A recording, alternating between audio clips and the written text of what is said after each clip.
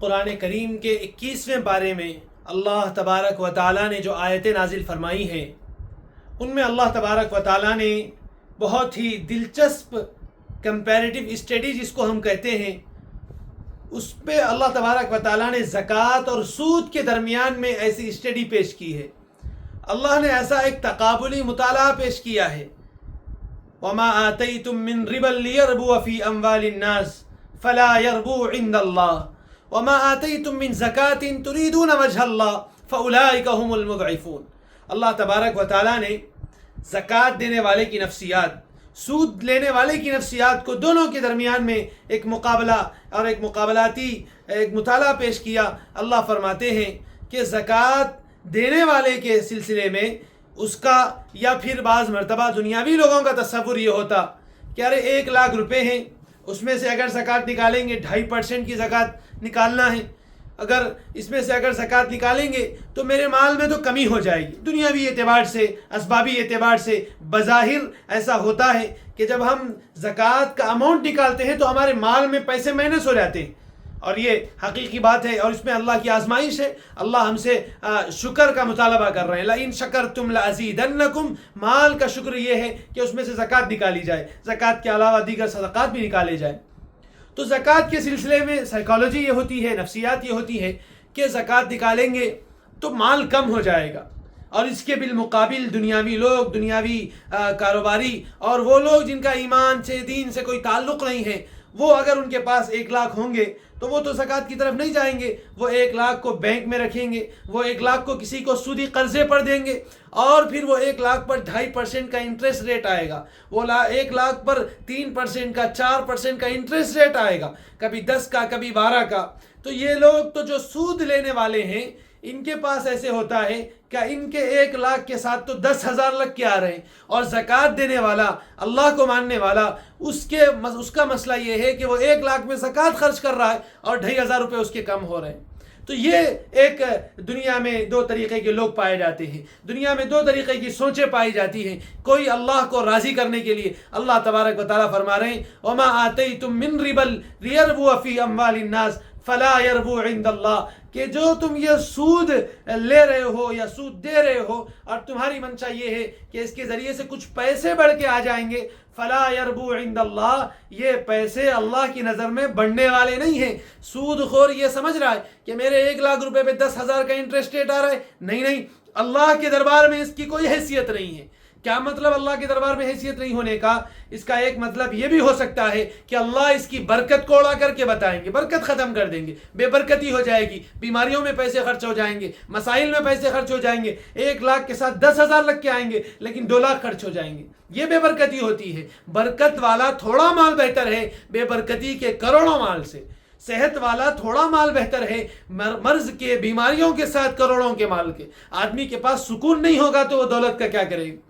اللہ تبارک و تعالیٰ آگے فرماتے ہیں وَمَا آتَيْتُم مِّن زَكَاةٍ تُرِيدُونَ وَجْهَ اللَّهِ، کہ جو تم پیسہ زکوٰۃ کے لیے دے رہے ہو، زکوٰۃ نکال رہے ہو، اور کیوں نکال رہے ہو؟ دنیاوی سائیکالوجی تو یہ ہے کہ ارے زکوٰۃ نکالو گے مائنس ہو جائے گا پیسہ۔ تُرِيدُونَ وَجْهَ اللَّهِ، اللہ کی رضامندی مطلوب ہے کہ بھائی دنیاوی سوچ تو ایسے ہی ہے لیکن اللہ کو راضی کرنا ہے، یہ سوچ تمہاری ہے۔ اللہ تبارک و تعالیٰ فرما رہے ہیں فَأُولَٰئِكَ هُمُ الْمُضْعِفُونَ، اللہ اس میں اضافہ کر کے بتائیں گے۔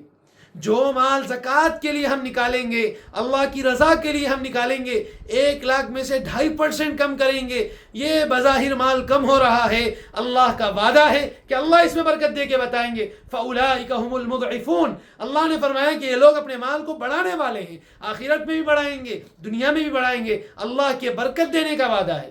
تو یہ قانون ہے اللہ کا، اسے سمجھنے کی ضرورت ہے۔ سود خور کے مال میں بے برکتی، زکوٰۃ دینے والے کے مال میں برکت، یہ اللہ کا قانون ہے۔ یہاں سمجھنا چاہیے کہ سود سے کوئی فائدہ ہونے والا نہیں ہے، سود کی لعنت سے بچنا ہے، جہاں جہاں سود پایا جائے ہر جگہ سے بچنا ہے۔ کل قرض جر نفعا فهو ربا، نبی علیہ السلام کی حدیث ہے، ہر وہ قرضہ یا ہر وہ اماؤنٹ جس کے ساتھ آپ کو ایکسٹرا پے کرنا پڑے وہ ربا ہو جاتا ہے، وہ سود ہو جاتا ہے، اس سے بچنے کی ضرورت ہے۔ آج کتنی شکلوں میں سود آ رہا ہے، کتنے طریقوں سے سود آ رہا ہے، اور جانے انجانے میں ہم سود میں پڑ جا رہے ہیں، بلکہ سود کے دروازے کھولے جا رہے ہیں۔ نبی علیہ السلام نے فرمایا کہ ایک زمانہ ایسا آئے گا، آدمی اگر ڈائریکٹ سود نہیں لے گا تو انڈائریکٹلی بالواسطہ اگر وہ بلا واسطہ نہیں لے گا تو بالواسطہ اس تک سود کا غبار پہنچے گا. یہ وہی زمانہ ہے مختلف شکلوں میں اپلیکیشنز کے ذریعے, مختلف بینک کے اسکیموں کے ذریعے آج سود الگ الگ شکلوں میں ہمارے سامنے آ رہا ہے. ای ایم آئی کے مسائل میں ہمارے کتنے لوگ پھنس رہے ہیں کہ ای ایم آئی کے ذریعے سے یہ جو 1,40,000 کی چیز 1,50,000 میں 1,60,000 میں ای ایم آئی کروا کے لی جا رہی, یہ فائنانس کے درجے میں ہے. ای ایم آئی میں اور اس طریقے کے ای ایم آئی میں اور فائنانس میں کوئی فرق نہیں ہے. تو یہ جو ہم چیزوں میں پڑے ہوئے ہیں یہ سود کے درجے میں آتا ہے. ہم 1 لاکھ کی چیز 1,40,000 میں لے رہے ہیں ای ایم آئی کرا کر کے, یہ سود کے درجے میں آتا ہے. اور کتنے لوگ اس میں پھنسے ہوئے ہیں. اس سے بچنے کی ضرورت ہے, یہ سود ہے. اسی طریقے سے کریڈٹ کارڈ استعمال کیا جا رہا ہے بزنس کے لیے, اور اس میں بعض علماء نے تو یہ کہا کہ اسے استعمال ہی نہیں کرنا چاہیے. بعض علماء گنجائش دے رہے ہیں استعمال کرنے کی کہ اگر لمیٹڈ ٹائم میں جتنے دن بینک کی طرف سے مقرر کیے گئے 30 دن 40 دن, اتنے دن میں اگر آپ پیسے واپس دے دیں گے تو آپ کو سود نہیں دینا پڑے گا. جتنے پیسے آپ نے دیے ہیں اتنے پیسے ہی آپ کو پے کرنا پڑے گا. یہ اس طریقے سے کریڈٹ کارڈ چلایا جاتا ہے. تو بعض علماء کا کہنا یہ ہے کہ بھائی اس لعنت میں جانا ہی کیوں ہے.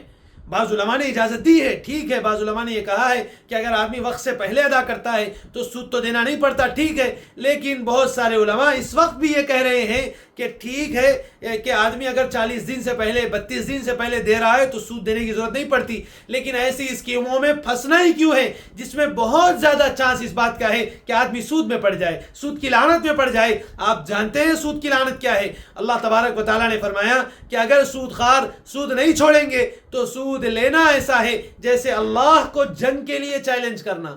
کیوں ہم ان چھوٹے موٹے قرضوں کی وجہ سے ایسی چیزوں میں پڑ رہے ہیں کہ خدا نخواستہ اگر دیر ہو گئی یا پھر بہت مرتبہ ایسا ہوتا ہمارے کارڈ پہ کوئی اور آدمی قرضہ لے لیتا ہے, وہ ٹائم پہ نہیں دینے کی وجہ سے ہمیں سود دینا پڑتا, یا ہمارے نام پہ جو کارڈ ہے اس نام سے سود دیا جاتا ہے. یہ ساری چیزیں ہم دروازے ہی کیوں کھول رہے ہیں کسی اور کے لیے یا ہمارے لیے کہ ان کیس اگر دیر ہو گئی تو ہمیں سود دینا پڑے گا. اتنی بڑی لعنت کہ اللہ سے جنگ کا اعلان نبی علیہ السلام نے کتنی حدیثیں نہیں بیان فرمائی, لعنت اس پہ بھیجی جاتی ہے. اور اس کے علاوہ نبی علیہ السلام نے فرمایا کہ آدمی سود کی سب سے ادنا سود کی خرابی یہ ہے کہ گویا آدمی اپنی ماں سے زنا کر رہا ہے. کتنی بڑی بدبختی ہے. یہ بہت ساری لعنتیں, بہت ساری وعیدیں سود پہ بیان کی گئی ہیں. ہم چھوٹی چھوٹی اسکیموں کے خاطر اور چھوٹی چھوٹی خواہشوں کی خاطر اگر سود لینے والے بن جائیں گے, ہم اللہ کی ناراضگی کو اپنی طرف بلانے والے بن جائیں گے.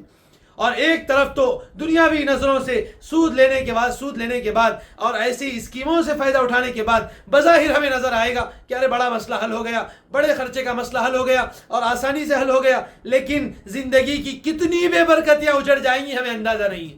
زندگی کے دوسرے مسائل کتنے لٹک جائیں گے ہمیں اندازہ نہیں ہے. اس لیے ضرورت اس بات کی ہے کہ سود بہت اچھا بن کے آئے گا, بڑا زینت بخش بن کے آئے گا, بڑا سہولت بخش بن کے آئے گا. لیکن نہیں, اللہ نے حرام قرار دیا ہے. ہم سود کی لعنت سے بھی بچیں گے, ایک ایک پائی سے بچیں گے, اور اس درجے بچیں گے کہ اگر کہیں ہمیں ڈاؤٹ پیدا ہو جائے کہ ارے یہاں سود ہو سکتا ہے تو اس سے بھی بچنے والے بنیں گے. امام ابو حنیفہ رحمۃ اللہ علیہ نے ایک آدمی کو قرض دیا, اور حدیث میں کیا ہے, اگر آپ کسی کو 1 لاکھ دیتے ہیں 1 ہی لاکھ واپس لیں گے, 1000 1 روپیہ بھی بڑھ کے نہیں لے سکتے کیونکہ وہ قرض ہو جائے گا.